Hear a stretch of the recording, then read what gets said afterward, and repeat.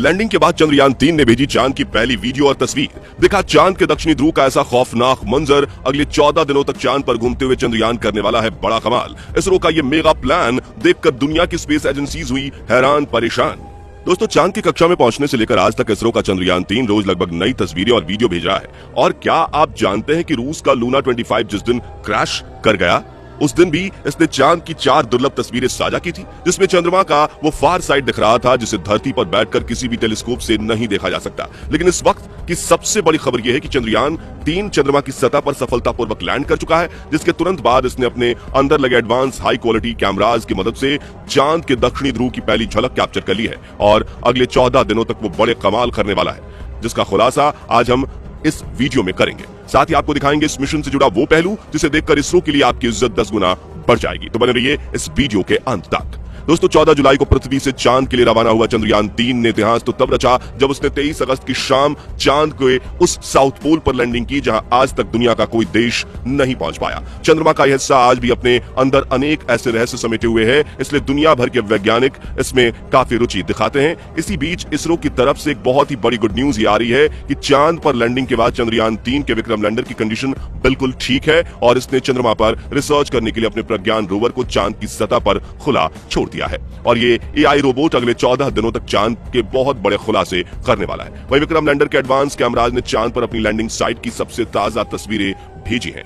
इन latest photos में आप सूरज की रोशनी को रिफ्लेक्ट करके चमक रही चांद की खूबसूरत सतह को साफ साफ देख सकते हैं। साथ ही ये भी देख सकते हैं कि चांद की सतह कितनी ज्यादा ऊबड़ खाबड़ है, जिसका ये हाल लंबे समय तक उल्कापिंडों की बारिश की वजह से हुआ है। वहीं लैंडिंग से ठीक पहले विक्रम लैंडर पर लगे लैंडर पोजीशन डिटेक्शन कैमराज ने चांद की कई कमाल की फोटोज खींची थी और इसरो द्वारा शेयर की गई इन तस्वीरों में आपको कुछ नाम लिख के दिखाई दे रहे होंगे, जो कि चंद्रमा पर मौजूद बड़े बड़े इंपैक्ट क्रैटर्स हैं, जो यहाँ से तो हमें केवल गड्ढों की तरह दिखाई दे रहे हैं।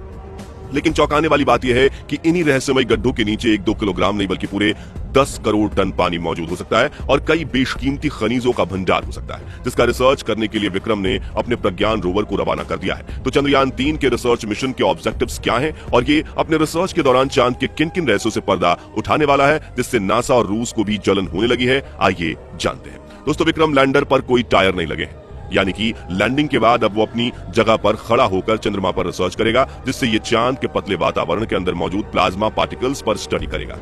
दिन और रात में चंद्रमा की सतह के बदलते तापमान पर रिसर्च करेगा, अपनी लैंडिंग साइट के आसपास आने वाले भूकंप की गति और तीव्रता की स्टडी करेगा और सतह के नीचे लेजर फेंककर सरफेस एलिमेंट्स की स्टडी करेगा, जिसके लिए इसके अंदर 4 पेलोड उपकरण लगाए गए हैं। जबकि चंद्रयान 3 का प्रज्ञान रोवर अपने 6 टायर्स की मदद के चलते हुए चांद के दूर दराज इलाकों की तरफ रवाना हो चुका है और चलते चलते इसने इसरो को भी चांद की डेटा भेजना शुरू कर दिया है। आपको बता दें कि प्रज्ञान रोवर में लेजर इंडक्टेड ब्रेकडाउन स्पेक्ट्रोमीटर और अल्फा पार्टिकल एक्सरे स्पेक्ट्रोमीटर जैसे 2 पेलोड उपकरण लगाए गए हैं, जो कि लेजर की मदद से चांद की सतह के अंदर तक झांकेंगे और सतह के नीचे मौजूद पानी का पता लगाएंगे। साथ ही ये चांद के मिट्टी और चट्टान में मौजूद मैग्नीशियम, एल्यूमिनियम, क्रोमियम और सिलिकॉन जैसे कीमती खनिजों को भी खोज निकालेंगे और इस रहस्यों से पर्दा उठाएंगे कि आखिर चांद के अंदर क्या छुपा हुआ है। यानी अगर अपने इस मिशन में विक्रम लैंडर और प्रज्ञान रोवर ने चांद पर किसी कीमती खनिज या पानी का भंडार खोज लिया, तो ये इतना बड़ा कीर्तिमान होगा कि भविष्य में जब भी चांद का नाम लिया जाएगा तो इसके साथ ही इसरो और भारत का नाम भी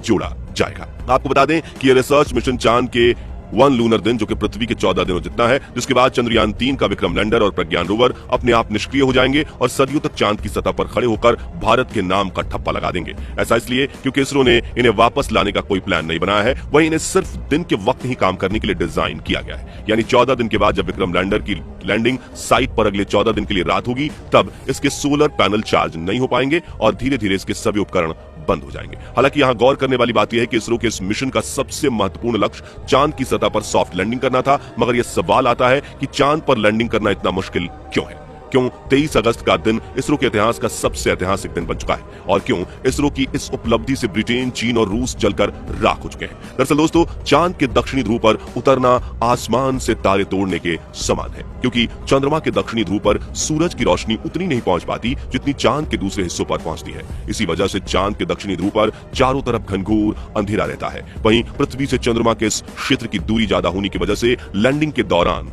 कमांड सेंटर का लैंडर से संपर्क टूटने का भय बना बना रहता है। साथ ही चांद पर ऐसा कोई मजबूत वायुमंडल भी नहीं है जो लैंडिंग के दौरान घर्षण पैदा करके लैंडर की रफ्तार को कम कर सके। इसी वजह से चंद्रमा के इस हिस्से में लैंडिंग करना काफी चुनौतीपूर्ण रहता है। ऐसे में किसी भी स्पेसक्राफ्ट को चांद पर लैंड करवाने का एक ही तरीका मुमकिन है जिसे चंद्रयान 3 के विक्रम लैंडर ने ही अपनाया था। इस तरीके में लैंडर को चांद की सबसे छोटी ऑर्बिट में अपनी न्यूनतम ऊंचाई वाले बिंदु तक ले जाया जाता है, जो कि 20 से 30 किलोमीटर एल्टीट्यूड के बीच होता है। जिसके बाद लैंडर अपनी कक्षा छोड़कर चांद की सतह पर उतरने के लिए रवाना होता है और नीचे पहुंचने के दौरान अपने थ्रस्टर्स का इस्तेमाल करना शुरू कर देता है, जो उल्टी दिशा में फोर्स लगाकर इंजन ब्रेकिंग का सहारा लेते हुए स्पेसक्राफ्ट की रफ्तार कम करते हैं। रफ्तार को कम करने के बाद लैंडर के सामने जो अगली चुनौती आती है वो होती है चांद की धूल। दरअसल चांद की सतह की मिट्टी काफी ज्यादा पतली है, इसलिए जब लैंडर चांद की सतह के बिल्कुल पास पहुंचता है तो थ्रस्टर से निकलने वाली हवा की वजह से चांद की सतह पर मानो जैसे आंधी आ जाती है, जिसके चलते चंद्रमा के धरातल पर धूल उड़ने लगती है और लैंडर के कैमरा लेंस पर धूल जमा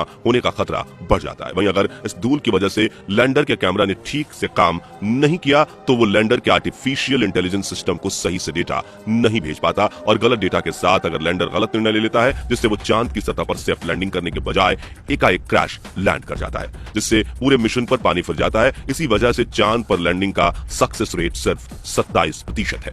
यानी कि चांद पर भेजे गए 100 मून मिशन में से सिर्फ 27 मून मिशन ही सफल लैंडिंग कर पाते हैं। इसी बात से आप ये अंदाजा लगा सकते हैं कि आखिर चंद्रमा पर लैंडिंग करना कितना मुश्किल है और इसरो के चंद्रयान 3 ने कितना बड़ा कमाल कर दिखाया है। और इस मिशन से इसरो ने वो कर दिखाया जो नासा और रूस जैसे बड़े देश भी नहीं कर पाए। जी हां, नासा ने आज तक चांद की दक्षिणी ध्रुव पर कोई मून लैंडिंग मिशन नहीं किया, जबकि रूस तो चंद्रयान 3 से आगे निकलने की हड़बड़ी में एक हफ्ते पहले ही अपने लूना 25 मिशन में बुरी तरह से फेल हो चुका है। यानी भारत ने अमेरिका और रूस जैसे बड़े देशों को भी पछाड़ दिया है और पाकिस्तान तो अगले 100 सालों में भी स्पेस रिसर्च की फील्ड में भारत के आसपास तक नहीं पहुंच पाया।